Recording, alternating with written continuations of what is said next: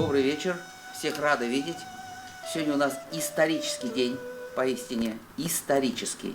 Да, мы давно к этому вот шли, и все-таки у нас огромный праздник. У нас 25-летие нашего штаба, 13 октября будет. И в честь вот этой, значит, штаба мы проводим очень много мероприятий. У нас вот ходим по школам, вот 25 школ, значит, выпускаем книги, значит, фильмов много. Вот вчера у нас появился ролик самых 25 татарских писателей, да, появился ролик 25, значит, самых таких вот патриотичных певцов. Ну, таких очень у нас много мероприятий, они много связаны со школами, с молодежью, значит, и вот сегодняшний наш вечер, значит, почему он исторический? Потому что мы, вот под юбилей, под этот, у нас такая вот инициатива создать землячество в Москве. Землячество, вот, например, взять Нижегородское землячество. Очень много нижегородских групп.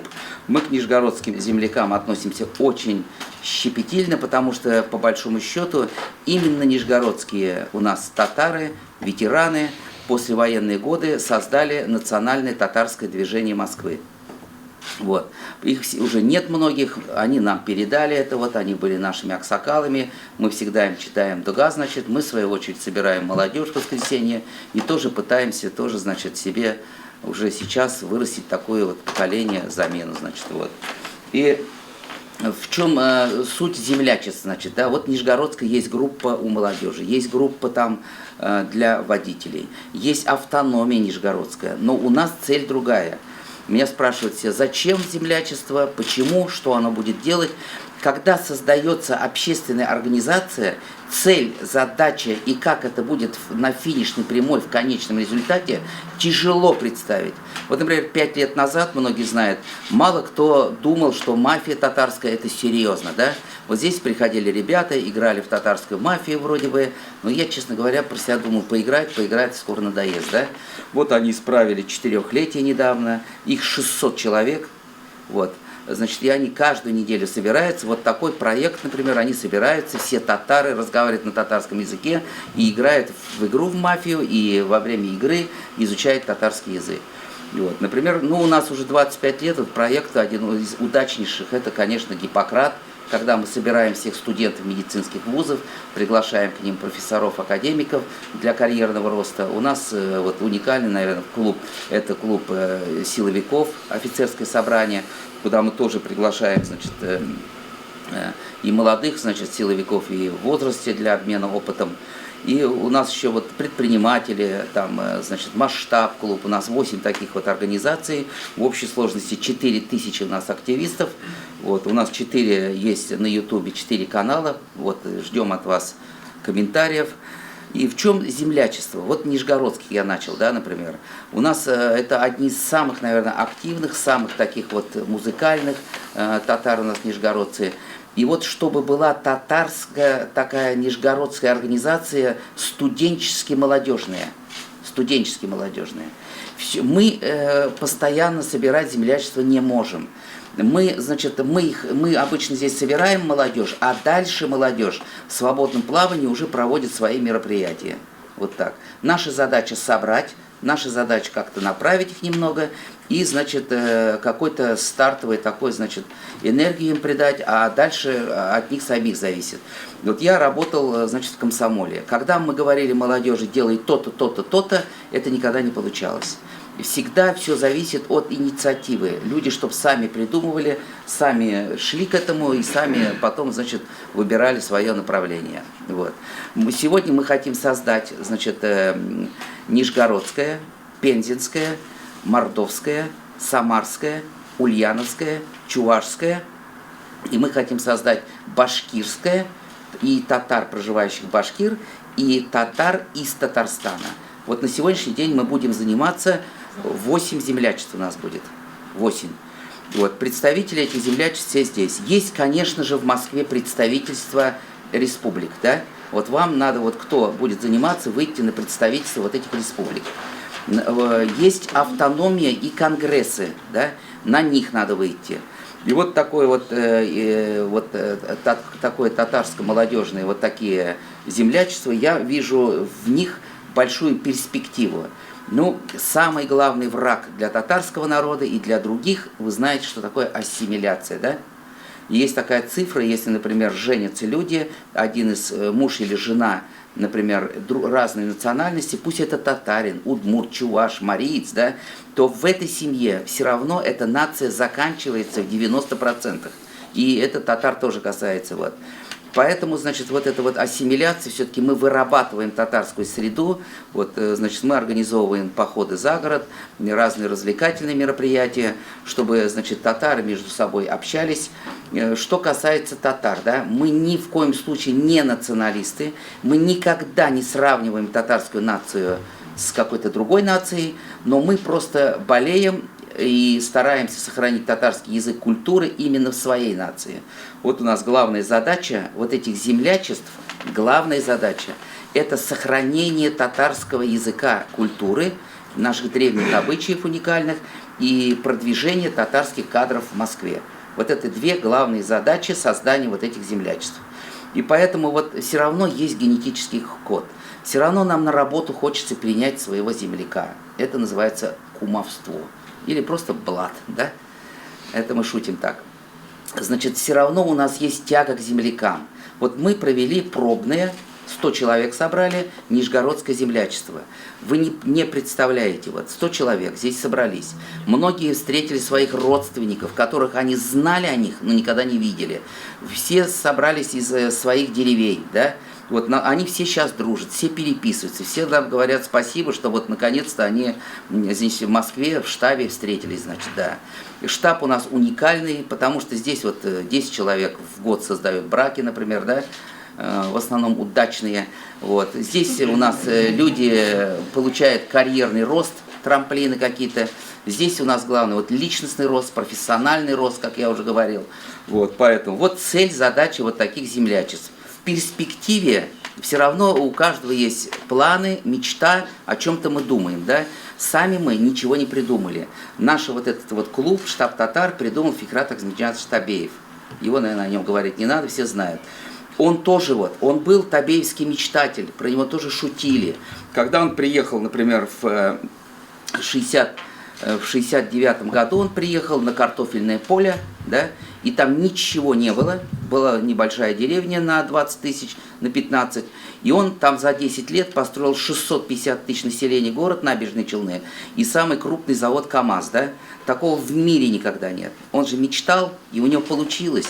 И поэтому вот мы желаем, мы мечтаем, чтобы вот эти землячества, чтобы были в них совет аксакалов, чтобы вы смотрели каких-то аксакалов, которые живут в Москве, чтобы была, конечно же, благотворительная какая-то деятельность, потому что очень много забытых у нас уважаемых таких вот стариков, будем говорить, кто-то сидят дома, например, да, вот это тоже касается землячеств.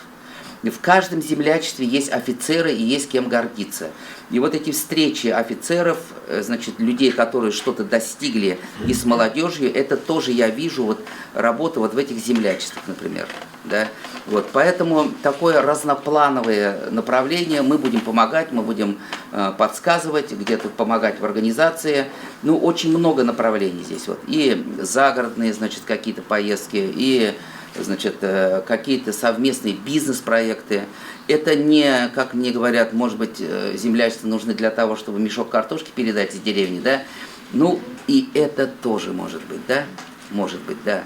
Поэтому, значит, вот я вижу в этом большой потенциал. Вот вы задумайтесь, вы здесь, у вас у всех есть дед, прадеды, если взять там древо жизни ваши, да, вот, вы все выросли, например, взять Пензенскую область, вот, все из Пензы, какая была история пензенских татар, да, откуда они появились, кто они, как они, взять нижегородских, мордовских татар, например, да, вот, ульяновских, например. У каждого своя богатейшая история, и у каждого землячества есть люди, которых равняться, гордиться. Вот у нас, например, долгие годы, я уже говорил, ульяновское землячество, был Эдуард Анварович здесь, да, вот, к сожалению, он умер, мы исправляли ему год здесь, 40 дней.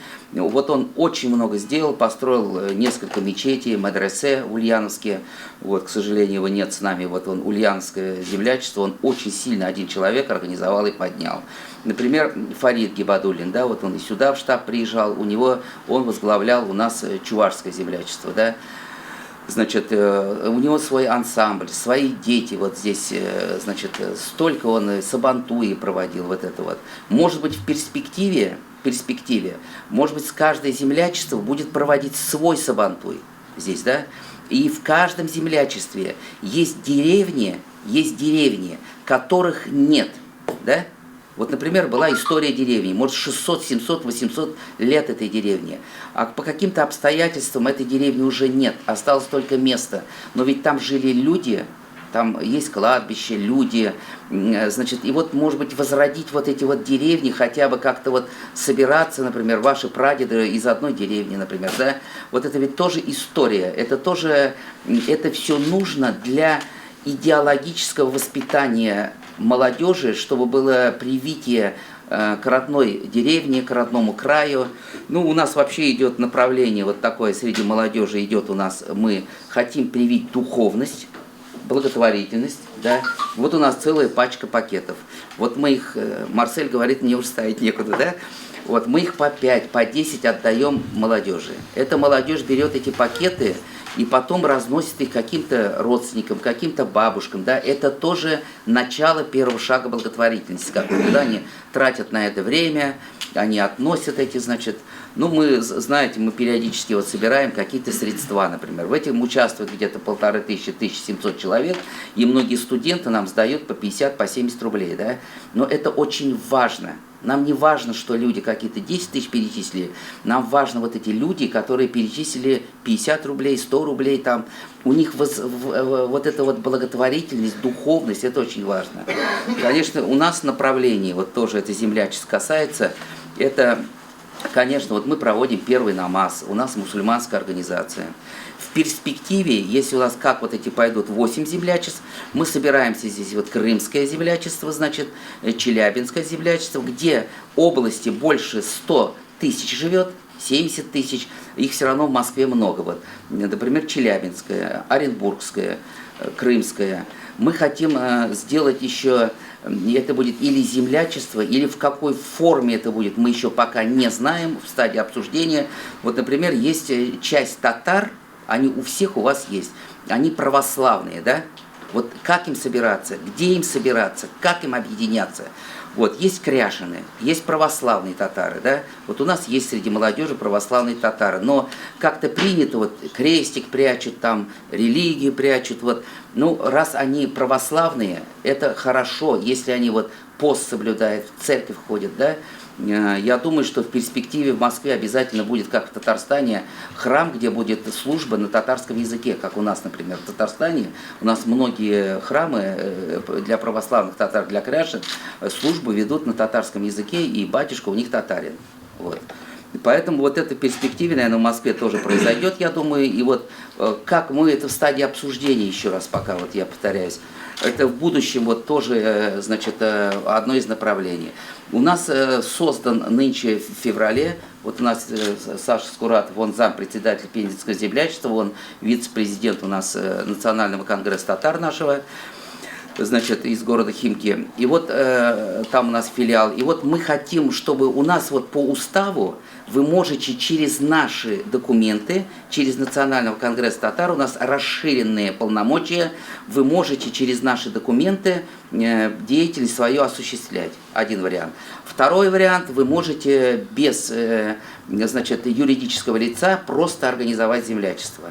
Ну, чтобы как-то вот сплотиться, чтобы это как-то ваша организация приняла свои очертания, да, вот, какая-то деятельность была, например. Но если какие-то договора заключать или что-то, Национальный конгресс татар готов вам вот это предоставить, документы, печать там и все такое, значит, вот.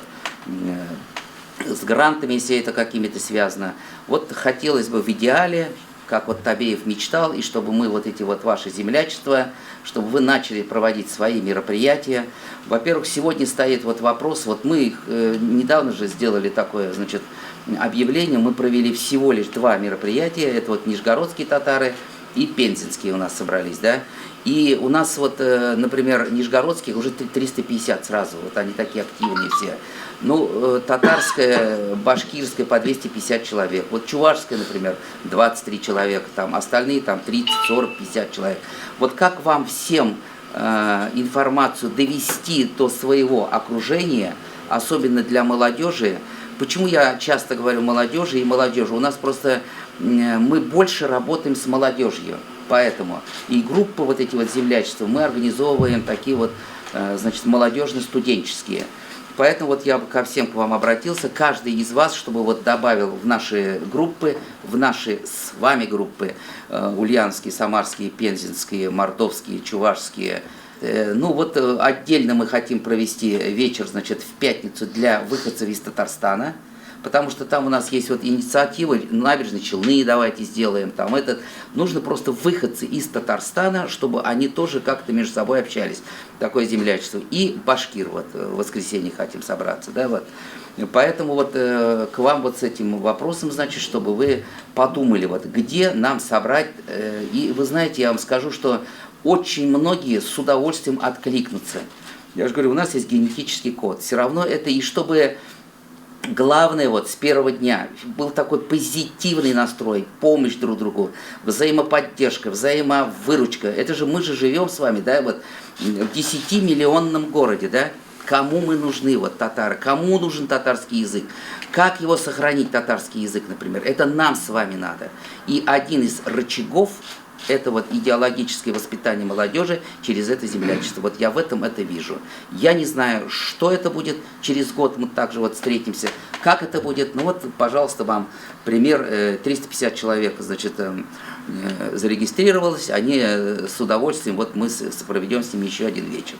Может быть, у них, например, вот у нижегородцев, у них приезжает глава администрации, у них отдельный концерт они делают из нижегородских татар, например. Почему нет концерта пензенские, мордовские? Значит, очень много людей работает в политике, работает депутатами. Значит, вот если, например, двигаться по политической какой-то карьере, это тоже вам рычаг, ступенька какая-то для... Кто еще поможет, если не свои земляки? Так же получается, вот. Поэтому вот такие у нас цели и задачи. Вот. Может быть, у вас есть какие-то вопросы, вот вы, наверное, между собой сейчас все познакомитесь. В общем, как нам сделать так, чтобы у нас были большие группы, пока мы вот в Телеграме, у нас вот эти 8 групп в Телеграме. Вот. Как дальше, значит, здесь инструкций, да, нет. Все зависит, вот Нижегородская будет что-то делать, Пензенская что-то, Мордовская что-то, вот. Поэтому здесь вот таким образом. Я думаю, что с удовольствием откликнутся студенты, молодежь тоже, и родители, значит, поэтому вот с этой точки зрения. Например, вот в Пензе есть команды в вышке играют сюда, например, вот у нас из Нижнекамска команда приезжает в КХЛ, да, мы вот 2 раза всем штабом ходили туда. И вот на той неделе у нас один там боксер, борец выступал, 100 человек из штаба пошло тоже поддержать его. Кстати, он, по-моему, из Мордовии. Он из Мордовии, да? Да. Да. Вот, пожалуйста, вот почему бы, например, не создать встречу с ним, мордовским землякам, например, да? Вот. Много в политике, ученых. Ведь у нас у татар чем мы отличаемся? Вот чем отличаются коренным образом татары? Во-первых, нас всех с вами объединяет наша история. Мордовские, пензенские, татарские, у нас история изначально одна, язык один, прошлое одно, и у нас с вами, естественно, будущее тоже одно. Да? Мы с вами очень скромные, очень трудолюбивые, очень целеустремленные. Вот.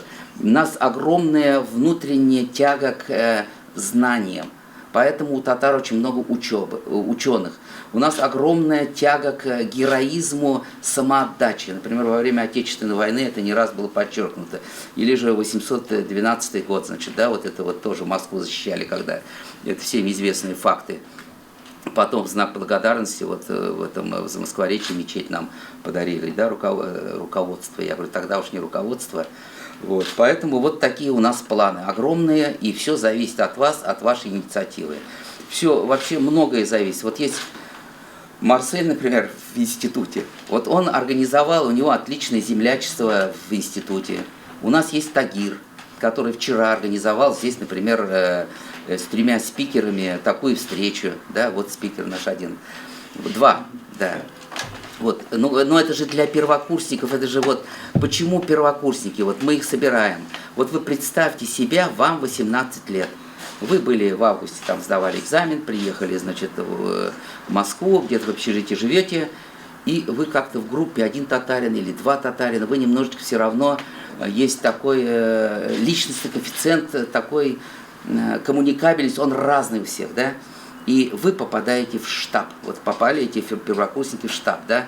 В штабе они за один день нашли 100 друзей, 100 юристов, 100 милиционеров, 100 врачей и адвокатов и экономистов, и уже он на следующий день в институт пойдет с другим выражением лица, с другой бегущей строкой на лбу. Вот он из большой татарской московской семьи. Так же получается. Вот поэтому, чтобы вот эти первокурсники в ваших землячествах тоже чувствовали такое, значит, опору, плечо и знали, что у них есть старшие товарищи, особенно земляки. Вот такая у нас задача. Вот. Поэтому вот все это направлено на первокурсников. И, значит, и потом вовлечение уже вот какие-то школьники, например, здесь семьи живут, они не знают, как татарский язык сохранять, как татарский язык изучать, да. Вот эти землячества нужны для того, чтобы молодежи дать понять, что татарский язык – это не кухонный язык, да. Вот мы были недавно на концерте в Заряде неделю назад, да.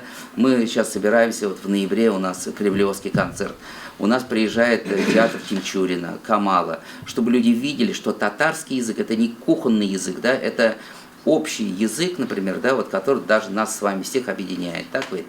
Дорогие друзья, как Рустем Фаизович сказал, что очень большая деятельность проводится в рамках Национального конгресса татар. И направление землячеств, земляки, да, от слова земля, да, то есть территориальная принадлежность, это очень важно.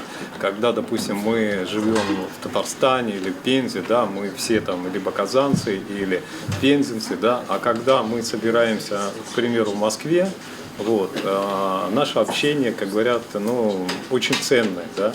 Здесь, как говорится, выстраивается огромный вектор взаимоотношений, развития, помощи и всего, что с этим связано. Вот.